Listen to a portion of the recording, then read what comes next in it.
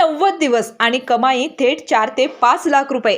ऐकायला जरा अविश्वसनीय वाटतंय ना, पण ही गोष्ट खरी आहे। कोल्हापूर जिल्ह्यातील शिरोळ तालुक्यातील कोंडेग्रे गावातील राजकुमार नांद्रे या शेतकऱ्याने पारंपरिक शेतीला बाजूला ठेवत एक वेगळाच प्रयोग केला। 1 एकर जमिनीमध्ये तब्बल 40,000 रेड कॅबेजची रोपे आणि अवघ्या 3 महिन्यामध्ये लाखोंचं उत्पन्न। जिथे अनेक शेतकरी अजूनही कमी नफ्यामध्ये अडकले आहेत, तिथं या शेतकऱ्याने दाखवून दिलं, शेती बदलली तर नशीब बदलतं। काय आहे हा संपूर्ण प्लॅन, किती खर्च आला आणि एवढा मोठा नफा कसा मिळाला? चला तर मग पाहूयात एका सामान्य शेतकऱ्याची असामान्य यशोगाथा। मी सध्या पोहोचले राजकुमार नांद्रे यांच्या शेती फार्मवर। यांनी जवळजवळ एकरी रेड कॅबेज या पिकाची लागवड करत जवळजवळ 4 ते 5 लाखांचं उत्पन्न घेतले। या सर्व पिकांचा आढावा घेऊया व्हिडिओच्या माध्यमातून। शेतकरी मित्रांनो नमस्कार, कृषी संवाद या आमच्या चॅनलमध्ये आम्ही आपल्या सर्वांचं सहर्ष स्वागत करतो। मी सध्या पोहोचलोय कोल्हापूर जिल्ह्यातील शिरोळ तालुक्यातील कोंडेग्रे या गावामध्ये आणि या गावातील प्रगतशील शेतकरी राजकुमार नांद्रे आज आपल्या सोबत आहेत। सर नमस्कार, मी आपलं आमच्या चॅनलमध्ये सहर्ष स्वागत करतो। माझ्या मागे बघताय आपण सरांनी कशा प्रकारे रेड कॅबेज म्हणजेच लाल कोबी या पिकाची लागवड केली आणि अत्यंत कमी कालावधीत कमी क्षेत्रामध्ये कमी गुंतवणुकीमध्ये त्यांनी लाखोंचं उत्पन्न घेतले। या सर्व पिकाचा आढावा घेऊया या व्हिडिओच्या माध्यमातून। सर नमस्कार, सुरुवातीला तुम्ही या पिकाचीच निवड का केलात? खरं बघायला गेलं तर या शिरोळ तालुक्यामध्ये पीक घेण्यासारखं अनेक आहेत, जसं की वांगी लागवड आहे, टोमॅटो आहे, त्याचबरोबर पारंपरिक जी भात ऊस ही सुद्धा पीक आहेत। तुम्ही याच पिकाची लागवड का केलात? नाही सर, कसं झालंय आता पारंपरिक म्हणजे जसं तुम्ही जे म्हणता ना, जुन्या पद्धतीची शेती केला तर शेतकऱ्याला आता काहीच उरणार नाही आहे। जे आपण 5-6 वर्ष 20 वर्षापूर्वी 10-15 वर्षापूर्वी जे केलो ते आता आपण नवीन हे करायला लागणार आहे। कारण आता सध्याला मागणी आपल्याला सध्या मागणी हॉटेल लाईनला म्हणा सगळीकडे ह्याची जास्त मागणी आहे। त्याच्यामुळे आम्ही आम्ही पण पूर्वी भरपूर करतो, पण त्याच्यापेक्षा जास्त ह्यात उत्पादन आहे, मिळगत ह्यात चांगली आहे। साधारणपणे मी 1 एकर आता रेड कॅबेज केलेलं आहे।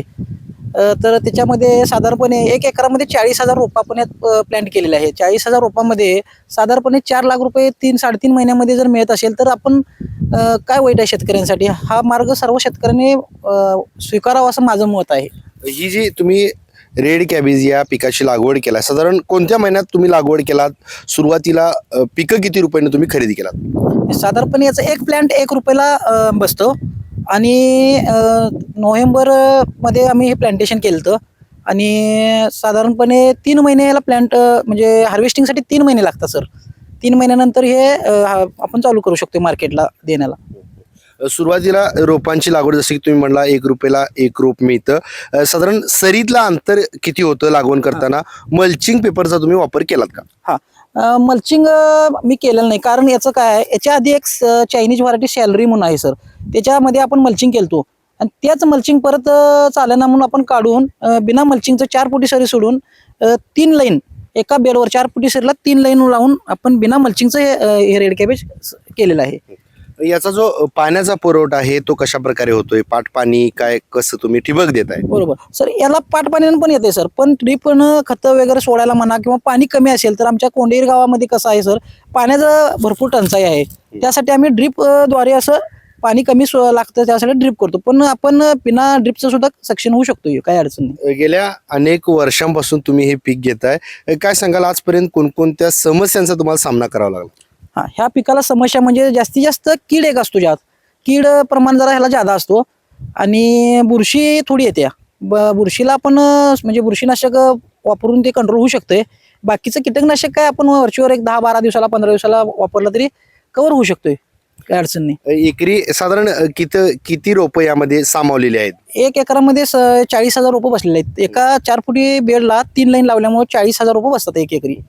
साधारण औषधांचा काय खर्च यामध्ये? औषधाला खर्च म्हटला तरी 1 एकर जरी प्लॅन्ट केला तर एक 10,000 रुपयाचं औषध आणि रोप 1 रुपये प्रमाणे ते 40,000 असं टोटल, आणि खतं हे एक धरला तर 50,000 ते 60,000 रुपये खर्च येतो एकरी आणि उत्पादन साधारणपणे 4 लाखापर्यंत तरी उत्पादन मिळू शकतो। आता सध्या जे हे पीक आहे रेड कॅबेज, याची जे लागवड तुम्ही कोणत्या महिन्यात केला होता? ऍक्च्युली हे 24 महिने 12 महिने चालते सर, परंतु आपण नोव्हेंबरमध्ये याचं प्लॅन्ट केलं होतं आणि जूनला म्हणजे मे जूनला केल्यानंतर पण चांगला रेट मिळतात। शक्यतो मे आणि जूनला केल्यानंतर पुढे मार्केट त्याचा पावसाळ्यात जरा चांगला असतो रेड कॅबेजसाठी।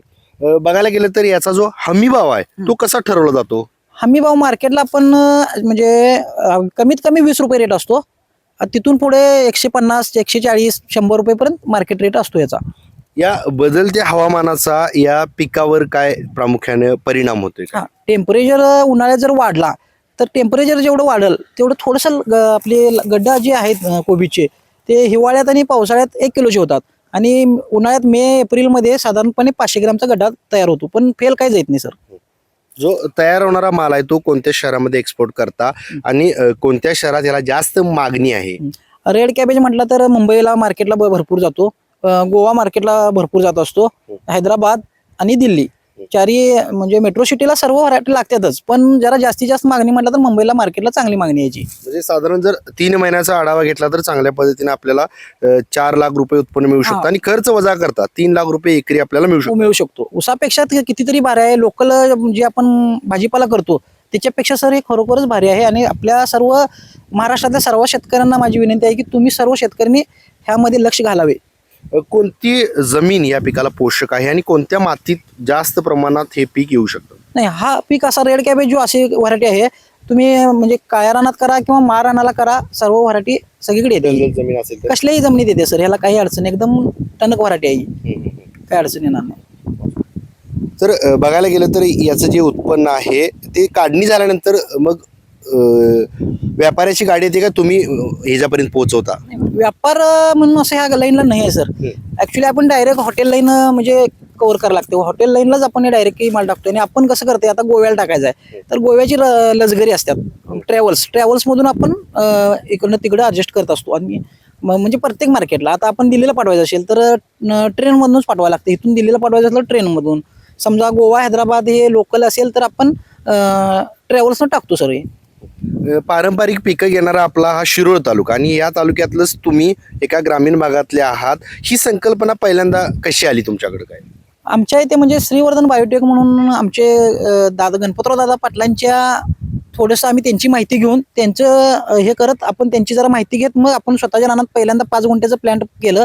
5 गुंठे केल्यानंतर मी सक्सेस झालो. त्यात सक्सेस झाल्यानंतर मी आपापल्या रानात माझ्या साधारणपणे 6 एकर माझी शेती आहे. त्या 6 एकर शेतीमध्ये मी आता चायनीज सर्व व्हरायट्या म्हणजे माझ्याकडे 10-12 व्हरायट्या आहेत. मी प्रत्येक व्हरायट्या सीझन वाईज लावत असतो. बघायला गेलं तर अनेक शेतकरी जे आहेत आपले शेतकरी मित्र आहेत ते पारंपरिक पिकच अजून घेत आहेत. वांग, टोमॅटो, काकडी, दोडका किंवा कारलं, मिरची अशा प्रकारे. त्यांना तुम्ही काय सल्ला द्याल सर ह्या पिकाकडे वळण्यासाठी?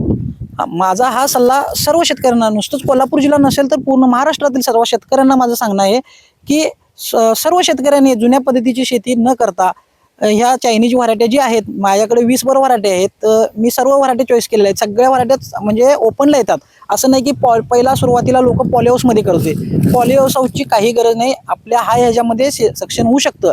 सर्वांनी याचा प्रयत्न करावा. 100% ह्यात सक्षम होणार. आपण लोकल भाजीपाला असो किंवा ऊस त्याच्यापेक्षा 100% ह्यात पैसे चांगले आहेत.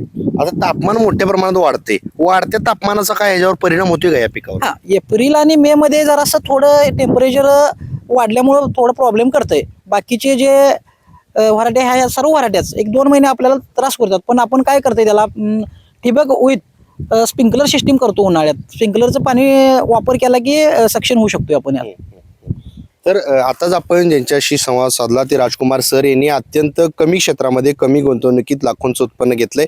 बघायला गेलं तर माझ्या मागं आपण बघताय की कशा प्रकारे रेड कॅबेज म्हणजेच लाल कोबी या पिकाचं उत्पन्न त्यांनी घेतले. जवळजवळ एकरी त्यांनी या पिकाची लागवड केली आणि 3 महिन्यामध्ये साधारण बघायला गेले तर 4 लाखांचं उत्पन्न आणि खर्च वजा करता जवळजवळ 3 लाखांचं उत्पन्न शेतकऱ्यांना सहजरित्या मिळू शकतं. जी पारंपरिक शेती करणारे शेतकरी आहेत त्यांनी या पिकाची लागवड करायला काहीच हरकत नाही. त्यांना सुद्धा कमी क्षेत्रामध्ये कमी गुंतवणुकीमध्ये लाखोचं उत्पन्न मिळू शकतं. तुर्तास मी या एपिसोडमध्ये येथेच थांबतोय. कृषी संवाद या चॅनेलसाठी कॅमेरामन सर्वेश देसाईसह समीर मकानदार, कोल्हापूर.